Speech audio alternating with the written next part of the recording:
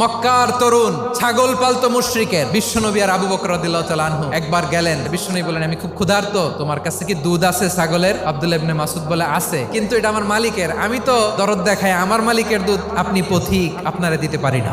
বিশ্বনবী এইটা শুনেই তারা টার্গেট করে ফেলছে। বিশ্বনবী বলেন, আচ্ছা ঠিক আছে, দুধ দিও না, কিন্তু এমন ছাগি আছে কিনা যেই ছাগির সাথে কোনো ছাগলের মিলন হয় নাই, তার ওলানে দুধও আসে নাই, বাচ্চাও নাই, এরকম ছাগির থেকে যদি আমি দুধ খাই তাহলে তো সমস্যা নাই। বলতেছে, এরকম ছাগির থেকে দুধ খাইলে সমস্যা নাই, কারণ এরকম ছাগি ওলান থেকে দুধ আসবেও না। বলতেছে, ঠিক আছে, এরকম একটা ছাগি নিয়ে আসা হলো। বিশ্বনবী বিসমিল্লাহ বলে ওই ছাগির ওলানে হাত দিলেন। হাত দিতে দেরি পুরো ওলানটা দুধে ভরে যেতে দেরি হয় না।